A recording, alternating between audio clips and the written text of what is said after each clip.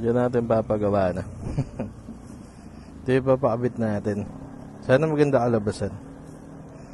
Ano lang, replica ng Acura Shorty. Mukhang okay naman.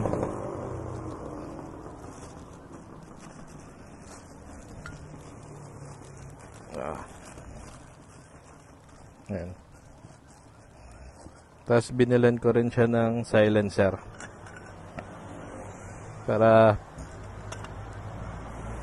pwede natin patahimikin kahit konti. Ayan, pagawa na natin.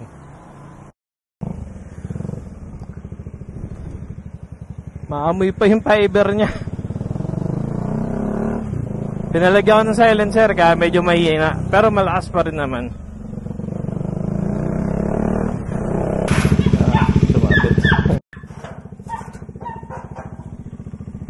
So yun ang naging tsura niya. Fiber lumabas sa gilid. Di kinaya. Busang fiber.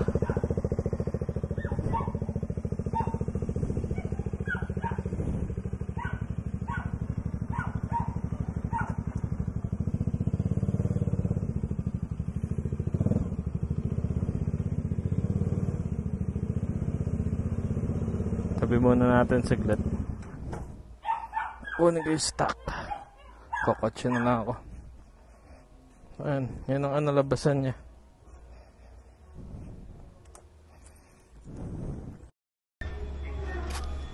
So ito pala yung tunog ng tunog ng silencer pa. May silencer sa loob. Uwi na ako sa Talao Shell. Tan si Repson. Alin. Ito pala yung tunog ng silencer pa. Di ko lang alam kung maayos ba yung tunog sa camera ko. Pero sa personal buo siya.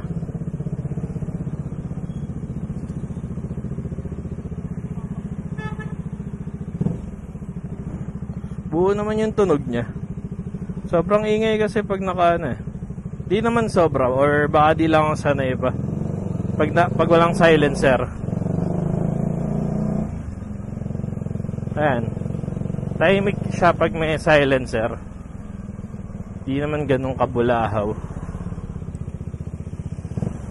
May sa highway, tignan natin kung ano tunog.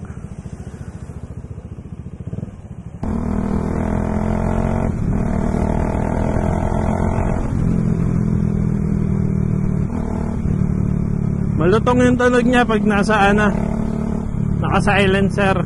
Try kong butasan yung yung silencer para mawala yung pagkalutong, para pura bass lang. Ayan, Sir Epson.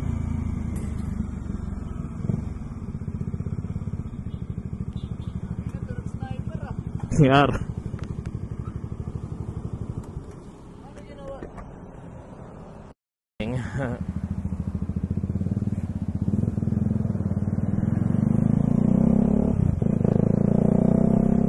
Sabi sa akin yung RFID. Ayan, ito pala yung tunog nung nabili kong exhaust. Pagalan natin, pamabasa. Ek. Hindi binasa.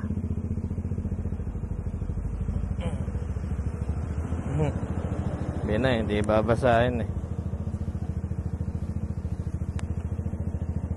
Hindi na lang, naka-ready na yung card.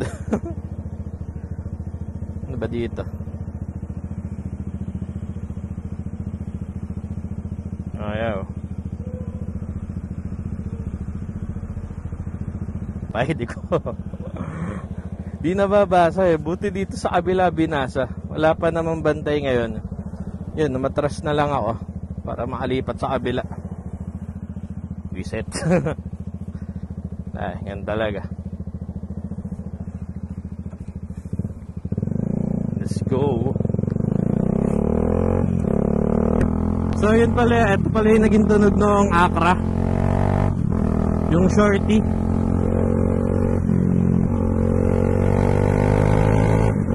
Ayan, ganyan siya kaingay. Pero mabase siya sa personal. Ewan ko lang sa camera kung mabase ba siya, lalo pag binalik mo yung silinyador na ganyan.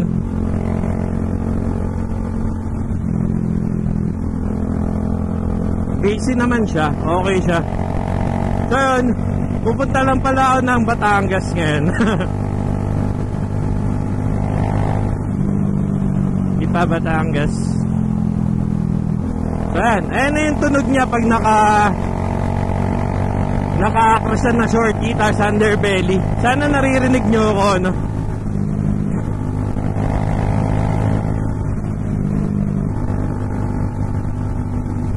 Pinili ko pala yung shorty para hindi masyadong nakatingala sa tenga yung tambucho. Pag nakatingala kasi sa tambucho, nakatingala kasi yung tambucho sa tenga mo, masakit sa tenga yun. Lalo na single cylinder yung motor mo.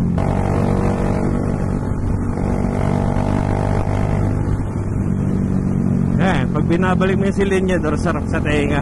Kasi mabase siya. Ayan. Diba? Tapos pag nag-downshift, lala, nakakatawa lang kasi may tunog na ngayon yung motor.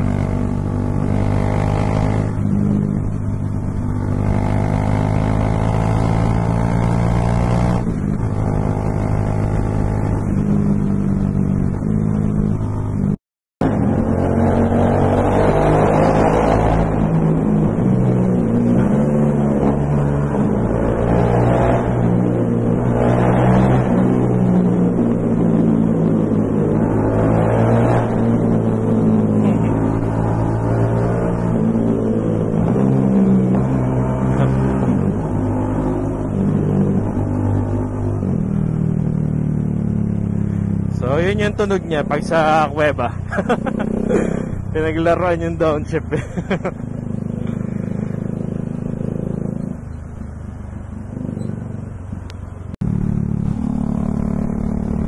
Ganda ng makiling.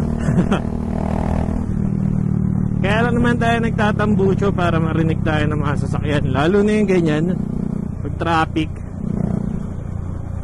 Tapos biglang may mga lumili kung kotse. O kaya pag high speed, pagpaparating ka. Minsan, nung nararanasan ko, nung wala pa akong tambucho, bilaan lilikuan ng mga kotse. Biliko sila agad, walang signal. Nakakat ka.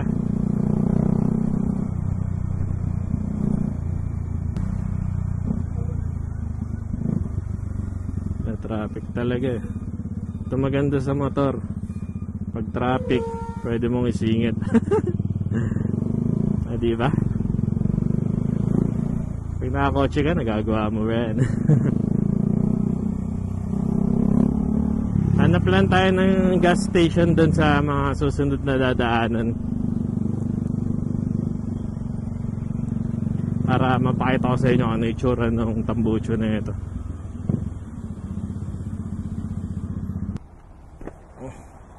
So ayan, sintas ko lang. So ayan nga pala yung kinalabasan ng tambucho, Shopee Racing. Norder ko lang sa Shopee. Dahil man tayo pambili ng original na ganyang brand. So ayan, Krapovic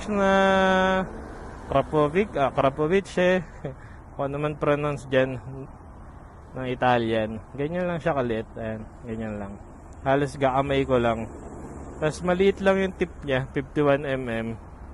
Tapos may resonator doon na halos kasinlaki ng tambucho. Hindi ko na matras yung resonator kasi tatama sa makina niya. Ayan, yun yung kinalabasan niya. Okay naman yung tunog niya. Pwede na. Pinalitan ko na rin pala ng seat cover. Yung kinabit kasi nung dating may-ari dito, carbon yung design. Kaya madulas. pinalitan ko na itong, ito yung gamit ko sa NMAX dati yung liha sandpaper na seat cover. Tara, medyo malayo-layo pa yung Lipa, Batangas. Ito na lang, naka-expressway. Bilis lang ng biyahe talaga pag naka-expressway. Ayan ang tunog niya, diba?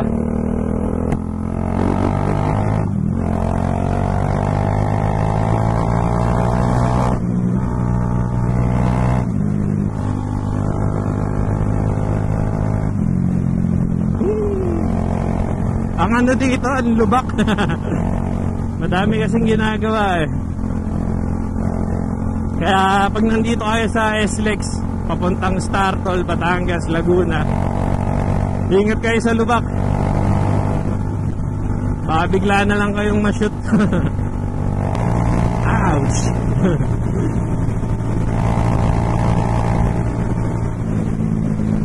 Alan, lubak na naman. Lipat niya tayo.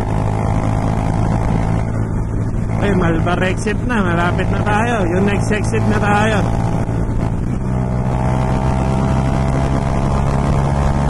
Sana rinig niyo ako, anak.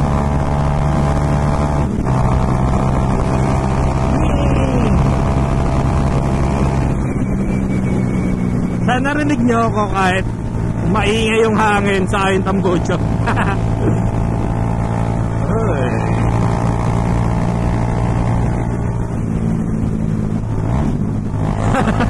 Abnormal pinipiga yung clutch.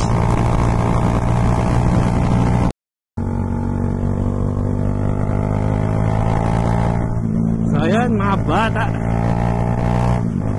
lapit na mag-exit. Saan na yun? Nadaan ako na yung Petron Ito na siguro.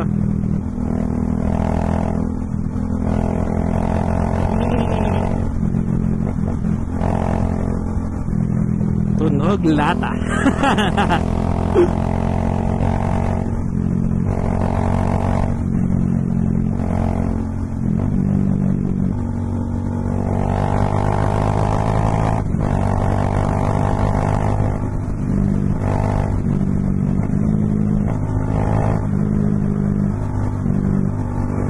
Ayun, doon tayo mag-exit.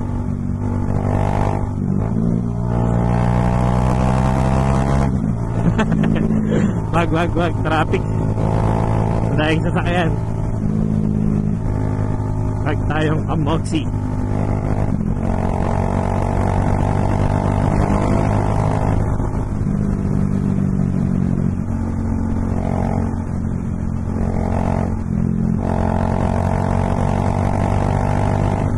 So yun, sana nagustuhan niyo yung pagre-review ko ng tambucho. Hanggang dito na lang. Bye-bye. Boom, boom. Baka next time in line 4 na to, in line 2. Joke lang. Walang load yung RFID ko hindi ko pinaloadan. So cash lane tayo. Kaya hanggang dito na lang. Babush.